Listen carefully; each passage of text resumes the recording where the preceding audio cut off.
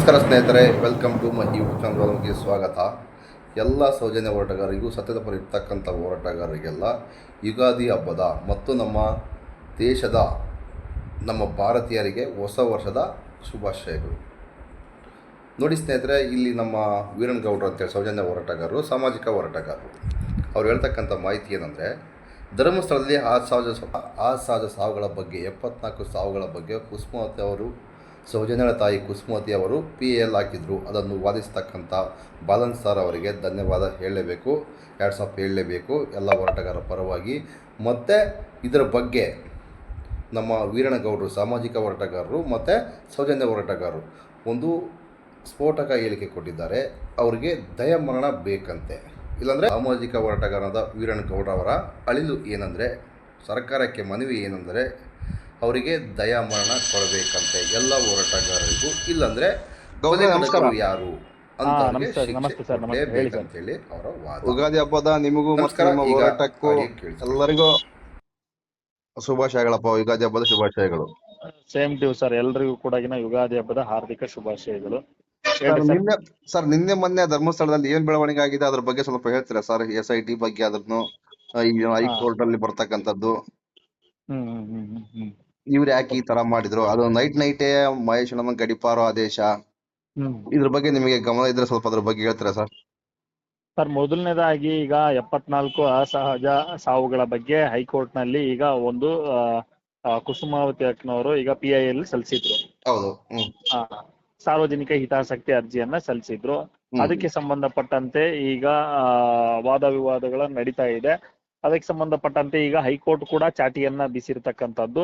ಅದನ್ನ ನೋಡಿರ್ತಕ್ಕಂಥವ್ರು, ಆ ವಾದ ವಿವಾದಗಳನ್ನ ನೋಡಿ ಅದರಲ್ಲಿ ಏನೇನು ಅಂಶಗಳಿದಾವೆ ಅದನ್ನೆಲ್ಲ ನೋಡಿದಂತವ್ರು ಸುಮ್ನೆ ಯಾರು ಕುತ್ಕೊಳ್ಳಬಾರ್ದು ಸರ್.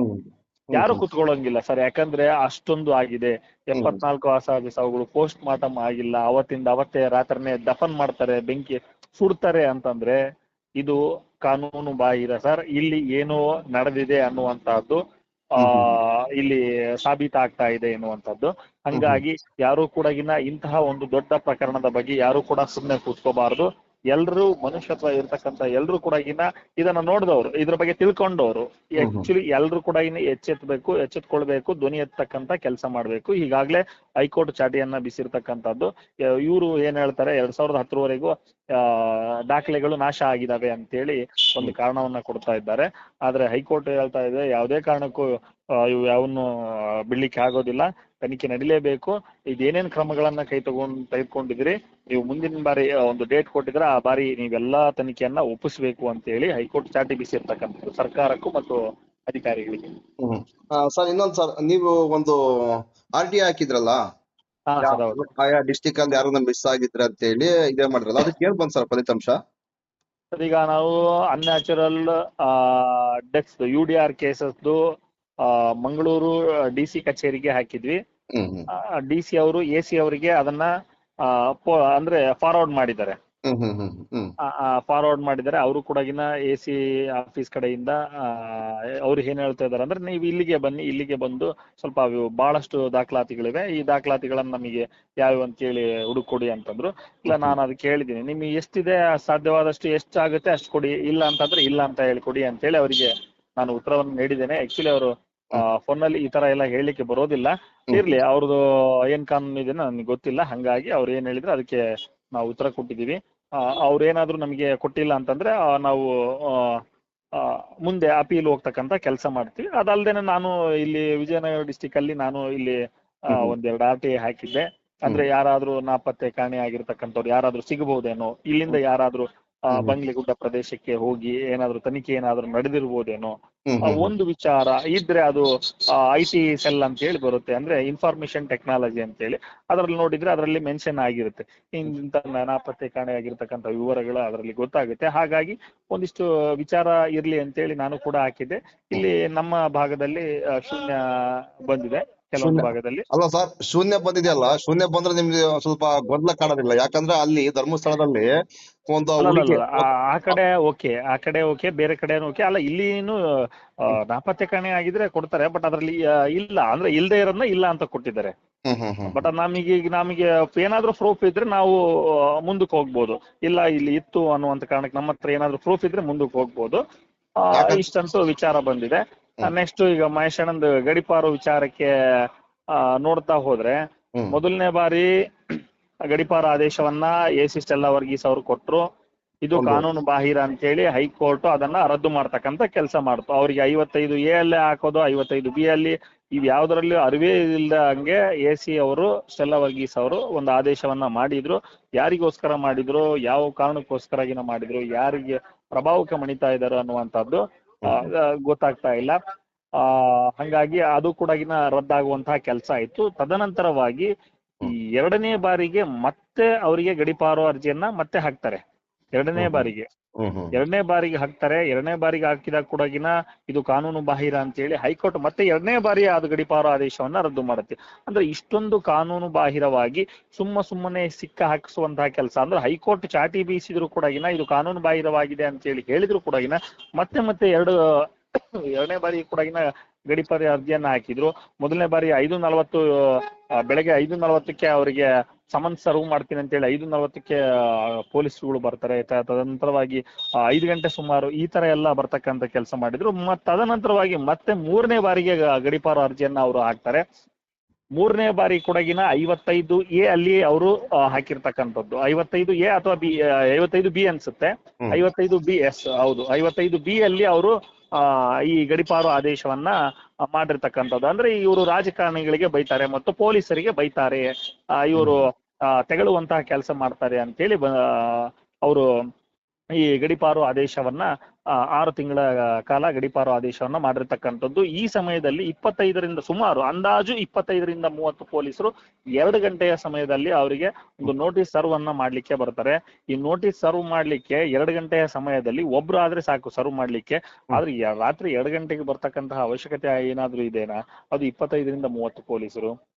ಇವ್ರು ಏನು ಅಂತಂದ್ರೆ ಫಸ್ಟ್ ಮಹೇಶಣ್ಣನ ಗಡಿಪಾರು ಮಾಡಿಬಿಡ್ಬೇಕು, ಆಮೇಲೆ ಆ ನೋಟಿಸ್ ಕೊಟ್ಟಿದ್ವಿ, ಈ ನೋಟಿಸ್ ಕೊಟ್ಟಿದ್ವಿ, ಏನೋ ಒಂದು ಆಮೇಲೆ ಮಾಡ್ಕೊಳ್ಳೋಣ ಅನ್ನುವಂತಹ ಸ್ಥಿತಿಯಲ್ಲಿ ಹೋಗಿದ್ದಾರೆ. ಇವರು ಇಷ್ಟೊಂದು ಕಾನೂನು ಬಾಹಿರವಾಗಿ ಮೂರು ಸಾರಿ ಒಬ್ಬ ವ್ಯಕ್ತಿಯನ್ನ ಗಡಿಪಾರು ಮಾಡ್ಲಿಕ್ಕೆ ಹೋಗ್ತಾ ಇದ್ದಾರೆ. 2 ಸಾರಿ ಹೈಕೋರ್ಟ್ ಚಾಟಿ ಬೀಸಿದ್ರು ಕೂಡ ಮತ್ತೆ 3ನೇ ಬಾರಿಗೆ ಗಡಿಪಾರು ಆದೇಶವನ್ನ ಮಾಡಿದ್ದಾರೆ. ಇವರು ಯಾಕೆ ಪೊಲೀಸರಿಗೆ ಬೈದಿದ್ದಾರೆ ಅಂತಂದ್ರೆ, ಅಲ್ಲರಿ ಈಗ ಹೈಕೋರ್ಟೇ ಹೇಳಿದೆ, CBI ಕೂಡ ಹೇಳಿದೆ ಇದು ಪೊಲೀಸರು ಸರಿಯಾಗಿ ತನಿಖೆ ಮಾಡಿಲ್ಲ ಅಂತ ಹೇಳಿ.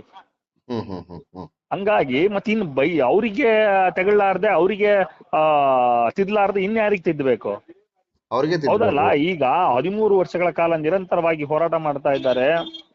ಅವ್ರು ಎಷ್ಟು ನೋವು, ಅಪಮಾನ ಎಲ್ಲವನ್ನೂ ಕೂಡ ಸಹಿಸ್ಕೊಂಡಿರ್ತಾರೆ. ಅಂತವ್ರು ಈಗ ಇವ್ರು ಒಂದು ನ್ಯಾಯ ಕೊಡಿಸ್ಲಿಕ್ಕೆ ಆಗದೆ ಇರ್ತಕ್ಕಂಥವ್ರಿಗೆ ಈ ಕೇಸನ್ನ ಹಳ್ಳ ಹಿಡಿಸ್ತಕ್ಕಂಥವ್ರಿಗೆ ಅವರಿಗೆ ತೆಗಳದಲ್ದೆ ಮತ್ತಿದೇನ್ ಮಾಡ್ಬೇಕಾಗುತ್ತೆ? ಇಲ್ಲ ನೀನ್ ಒಳ್ಳೆ ಕೆಲಸ ಮಾಡಿದ್ಯಾ ಅಂತಂದು ಹೇಳ್ಬೇಕಾಗುತ್ತೆ ಅವ್ರಿಗೆ. ಆಕ್ರೋಶ ಬಂದೇ ಬರುತ್ತೆ, ಒಂದ್ ಮಾತಾಡೋದು ಸಹಜ. ಬಟ್ ಇಂತಹ ಸೌಜನ್ಯ ಅತ್ಯಾಚಾರ ಕೇಸಲ್ಲಿ ಅವರು ಮಾತಾಡಿರ್ತಕ್ಕಂಥದ್ದು. ಇವರು 55B ಅಲ್ಲಿ ಹಾಕಿದಾರಲ್ಲ, ಇವ್ರು ಯಾವ ಅಂದ್ರೆ ಇವ್ರು ಅತ್ಯಾಚಾರಿಗಳಿಗೆ ಏನಾದ್ರು ಜಾತಿ ಇದೆನಾ? ಅತ್ಯಾಚಾರಿಗಳಿಗೆ ಏನಾದ್ರು ಧರ್ಮ ಇದೆನಾ? ಇಲ್ಲ. ಇವ್ರು ಬೈದಿರ್ತಕ್ಕಂಥದ್ದು ರಾಜಕಾರಣಿಗಳಿಗೆ. ಅವತ್ತು ಸೌಜನ್ಯ ಹೆಣವನ್ನ ಇಟ್ಕೊಂಡ್ಬಿಟ್ಟು ಬರ್ತೀನಿ ಅಂತ ಹೇಳಿ ಕಾಯಿಸ್ಬಿಟ್ಟು ಅವ್ರು ಯಾರು ಬರ್ಲಿಲ್ಲವಲ್ಲ, ಅಂತವ್ರಿಗೆ ಬೈದಿರೋದು ಅವರು, ಅಂತವ್ರಿಗೆ ಬೈದಿರೋದು ಹಂಗಾಗಿ ಇವ್ರು ಹೋರಾಟನ ಈಗ ಅಲಿಖಿತವಾಗಿ ಇವ್ರು ಹೋರಾಟ ಮಾಡ್ಲಿಕ್ಕೆ ಬರಬೇಡ್ರಿ. ಅತ್ಯಾಚಾರ ಆದ್ರೆ ನೀವು ಹೋರಾಟ ಮಾಡಬೇಡಿ. ಅತ್ಯಾಚಾರ ಆದ್ರೆ ಅತ್ಯಾಚಾರ ಆದ್ರೆ ಅದ್ರ ವಿರುದ್ಧ ನೀವೇನಾದ್ರೂ ಹೋರಾಟ ಮಾಡಿದ್ರೆ ನಿಮ್ಮನ್ನ ಗಡಿಪಾರ ಆಗುತ್ತೆ. ನಿಮ್ಮನ್ನ ರಾಜ್ಯಾದ್ಯಂತ ನಿಮಗೆ ಏನು ದೂರುವಂತಹ ಕೆಲಸ ಆಗುತ್ತೆ. ನೀವು ಒಂದು ಹೆಂಗೆ ಆಗಿದೆ ಅಂತಂದ್ರೆ, ನ್ಯಾಯ ಕೇಳಲಿಕ್ಕೆ ಬರ್ಲೇಬೇಡಿ. ಇಂಡೈರೆಕ್ಟ್ ಆಗಿ ನೀವು ನ್ಯಾಯ ಕೇಳಬೇಡ್ರಿ. ನ್ಯಾಯ ಕೇಳಿದ್ರೆ ನಿಮಗೆ ಶಿಕ್ಷೆ ಕಟ್ಟಿಟ್ಟ ಬುತ್ತಿ ಅನ್ನುವಂತಹ ಆದೇಶವನ್ನೇ ಇವತ್ತು ಅಲಿಖಿತವಾಗಿ ಹೊರಡಿಸಿದ್ದಾರೆ ಎನ್ನುವಂತಹದ್ದು ಸ್ಪಷ್ಟವಾಗಿ ಕಾಣ್ತಾ ಇದೆ. ಹಂಗಾಗಿ ಇವು ಯಾವುವು ಕೂಡ ಇವರು ಮಾಡಿರ್ತಕ್ಕಂಥದ್ದು ಬಹಳ ಅಪರಾಧ. ಈಗೇನು 19/1A ಏನಿದೆ, 19/1B ಏನಿದೆ, ಇವರೆಲ್ಲ ವಿರುದ್ಧ ಆಗಿದೆ. ಆಮೇಲೆ ಇದರ ಅಧಿಕಾರಿಗಳು ಕೂಡ ಲೋಪ ಎಸಗಿರ್ತಕ್ಕಂಥದ್ದು ಕೂಡ ನಮಗೆ ಕಾಣ್ತಾ ಇದೆ.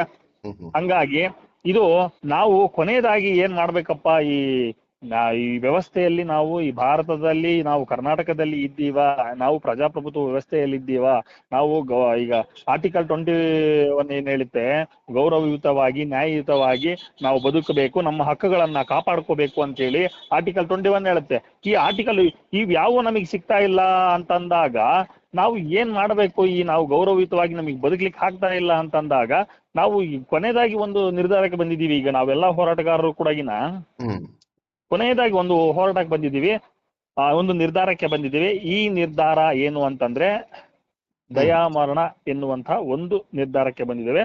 ಬಟ್ ನೀವು ಒಂದು ವಿಷಯವನ್ನ ಅರ್ಥ ಮಾಡ್ಕೋಬೇಕು, ದಯಾಮರಣ ಅಂತಂದ್ರೆ ನಾವು ಸಾವನ್ನ ಬೇಡ್ತಾ ಇಲ್ಲ.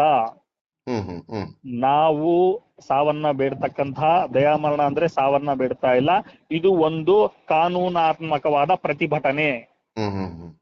2018ರಲ್ಲಿ ಕಾಮನ್ ಇಶ್ಯೂ ಅಂತೇಳಿ ಗೌರವಯುತವಾಗಿ ಸಾಯುವಂತಹ ಹಕ್ಕನ್ನ ನಮ್ಮ ಸರ್ಕಾರ ನೀಡಿರ್ತಕ್ಕಂಥದ್ದು.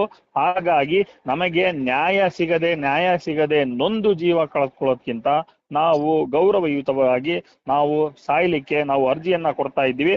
ಅವರು ಒಂದು ಮಾಡ್ಬೇಕು, ಇಲ್ಲ ಇನ್ನೊಂದು ಮಾಡ್ಬೇಕು, ಅಂದ್ರೆ ಎರಡರಲ್ಲೂ ಒಂದು ಮಾಡ್ಲೇಬೇಕು ಅವರು ಅಂತ ಪರಿಸ್ಥಿತಿ. ಅಂದ್ರೆ ಇವರು ಒಂದು ನಮಗೆ ದಯಾಮರಣವನ್ನ ಕಲ್ಪಿಸಿಕೊಡ್ಲೇಬೇಕು, ಯಾಕಂದ್ರೆ ನಾವು ಗೌರವಯುತವಾಗಿ ಕೇಳ್ತಾ ಇದೀವಿ. ಯಾಕಂದ್ರೆ ಅಧಿಕಾರಿಗಳ ಲೋಪ ಇದೆ, ಪ್ರಭಾವಿಗಳ ಸಂರಕ್ಷಣೆ ಇದೆ. ಇಲ್ಲಿ ಪ್ರಭಾವಿಗಳನ್ನ ಕಾಪಾಡ್ಲಿಕ್ಕೆ ಇವರು ಯತ್ನಿಸಿದಂತಹ ಹಲವಾರು ಉದಾಹರಣೆಗಳಿವೆ. ಈ ಎಲ್ಲಾ ಉದಾಹರಣೆಗಳನ್ನ ಇಟ್ಟುಕೊಂಡು ನಾವು ಈ ಒಂದು ವ್ಯವಸ್ಥೆಯ ವಿರುದ್ಧ ನಾವು ಇದನ್ನ ನಾವು ದಯಾಮರಣವನ್ನ ಕೇಳ್ತಾ ಇರ್ತಕ್ಕಂಥದ್ದು. ಹಾಗಾಗಿ ಇವರು ದಯಾಮರಣ ಕೊಡ್ಲೇಬೇಕು. ಇಲ್ಲ ಅಂತಂದ್ರೆ ಆ ಕೊಲೆಗಡಕ ಪ್ರಭಾವಿ ಆರೋಪಿಗಳನ್ನ ಶಿಕ್ಷಿಸಲೇಬೇಕು. ಎರಡರಲ್ಲಿ ಒಂದಾಗ್ಲೇಬೇಕು. ಹಾಗಾಗಿ ನಾವು ದಯಾಮರಣವನ್ನ ಈಗ ಕೂಡಲೇ ಅರ್ಜಿ ಕೂಡ ರೆಡಿ ಮಾಡ್ತಾ ಇದ್ದೀವಿ. ಆದಷ್ಟು ಸೋಮವಾರ ಬೆಳಿಗ್ಗೆ ದಯಾಮರಣವನ್ನ ನಾವು ಅರ್ಜಿಯನ್ನ ರಾಷ್ಟ್ರಪತಿ ಅವರಿಗೆ ನಾವು ತಲುಪಿಸ್ತಕ್ಕಂತಹ ಕೆಲಸವನ್ನ ನಾವು ಮಾಡ್ತೀವಿ. ಅಲ್ಲ ರೀ, ಇಲ್ಲೆಲ್ಲ ನೋಡ್ತಾ ಇದ್ರೆ ಬೆಳ್ತಂಗಡಿಯಲ್ಲಿ ಮೊನ್ನೆ ಒಂದು ಬೆಳ್ತಂಗಡಿ ವ್ಯಾಪ್ತಿಯಲ್ಲಿ ಒಂದು ಸುಮಂತ್ ಕೇಸ್ ಆಯ್ತು. ಅದು ಕೊಲೆ ಆಗಿ ಇಲ್ಲಿ ಅದೇ 1.5 ತಿಂಗಳ ಮೇಲೆ ಆಯ್ತು. ಇಲ್ಲಿವರೆಗೂ 4 ತಂಡ ರಚನೆ ಮಾಡಿದ್ದಾರೆ. ಆ ಕೊಲೆಗಾರ ಸುಳಿವೇ ಇಲ್ಲ ಅಲ್ಲಿ. ನೋಡ್ರಿ ಅದೇ ರೀ ಹೆಂಗೆ ಆಗ್ಬಿಟ್ಟಿದೆ ಅಂತಂದ್ರೆ ಇಂತರ ಬಗ್ಗೆ ತನಿಖೆ ಮಾಡಲ್ಲ. ಹೌದೌದೌದು. ಇಲ್ಲಿ ಮಾತ್ರ ಇಂಥವ್ ಯಾವ್ದೋ ಕಿತ್ತೋಗಿರ ಕೇಸ್ ಇಟ್ಕೊಂಡು ಕೆಲ್ಸಕ್ಕೆ ಬರ್ದೇ ಇರ್ತಕ್ಕಂಥ ಕೆಲ್ಸನ ಅಚ್ಚುಕಟ್ಟಾಗಿ ನೈಟ್ ಹೋಗಿ ಮಾಡ್ತಾರೆ. ಇದಕ್ಕೆ ಯಾಕ್ರಿ ಇಲ್ಲ? ಸಾವಿರಾರು ಎಕರೆ ಭೂ ಕಬಳಿಕೆ ಮಾಡಿದಾರಲ್ಲ, ಅವ್ರಿಗೆ ಹೋಗಿ ನೈಟ್ 2 ಗಂಟೆಗೆ ಹೋಗಿ ನೋಟಿಸ್ ಕೊಡನ್ರಿ, ತಾಕತ್ತಿದ್ರೆ ನೋಟಿಸ್ ಸರ್ವ್ ಮಾಡ ಅಂತ ಹೇಳ್ರಿ. ತಾಕತ್ತು ದಮ್ ಇತ್ತಂತಂದ್ರೆ ಸಾವಿರಾರು ಎಕರೆ ಭೂ ಕಬಳಿಕೆ ಮಾಡಿದಾರಲ್ಲ, ಇಡೀ ದೇವಸ್ಥಾನ ಅತ್ಯಾಚಾರಿ ಕೊಲೆಗಡಕರನ್ನ ಹೋಗಿ ಅವ್ರಿಗೆ 2 ಗಂಟೆಗೆ ಹೋಗಿ ನೋಟಿಸ್ ಸರ್ವ್ ಮಾಡಿ ಎಳ್ಕೊಂಡು ಹೋಗಿ ಜೈಲಿಗೆ ಹಾಕನ್ರ ಅಂತಂದ್ರಿ. ತಾಕತ್ತು ದಮ್ ಇದ್ರೆ ಬರ ಹೋರಾಟಗಾರರ ಮೇಲೆ ಒಂದೇ ವರ್ಷ ಅದೇನಂತಾರಲ್ಲ, ಇವರು ಹೋರಾಟ ಅತ್ಯಾಚಾರದ ವಿರುದ್ಧ ಹೋರಾಟ ಮಾಡಿದ್ರೆ ನ್ಯಾಯ ಬೇಕು ಅಂತ ಹೇಳಿ ಕೇಳಿದ್ರೆ ಇದು ಇವರನ್ನ ಗಡಿಪಾರು ಮಾಡ್ತಕ್ಕಂತಹದ್ದು ಅಕ್ಷರಶಃ ಅಕ್ಷಮ್ಯ ಅಪರಾಧ. ಹಾಗಾಗಿ ಮುಂದಿನ ದಿನಗಳಲ್ಲಿ ಜನತೆನೆ ರೊಚ್ಚಿಗೆದ್ದೇಳುವಂತಹ ಕೆಲಸ ಆಗುತ್ತೆ. ಯಾಕಂತಂದ್ರೆ ನ್ಯಾಯಾಂಗ ವ್ಯವಸ್ಥೆಯಲ್ಲಿ ಕೂಡ ಇವತ್ತು ನ್ಯಾಯ ನಮಗೆ ದೊರೀತಾ ಇಲ್ಲ, ಸ್ವಲ್ಪ ಲೇಟ್ ಆಗ್ತಾ ಇದೆ ಅಂತಂದ್ರೆ, ಅಥವಾ ನಾವು ಹೋರಾಟ ಮಾಡಿ ಪ್ರಭಾವಿಗಳನ್ನ ಒಂದು ಕಾಪಾಡುವಂತಹ ಯತ್ನಗಳು ಆಗ್ತಾ ಇದೆ ಅಂತಂದ್ರೆ ಜನ ರೊಚ್ಚಿಗೇಳುವಂತಹ ಕೆಲಸ ಆಗುತ್ತೆ. ಹಾಗಾಗಿ ನಾವು ಕಾನೂನುಬದ್ಧವಾಗಿ ಇವತ್ತು ಸೌಜನ್ಯ ಹೋರಾಟಗಾರರು ಕಾನೂನುಬದ್ಧವಾಗಿ ಹೋರಾಟವನ್ನ ಮಾಡ್ತಾ ಇದ್ದಾರೆ.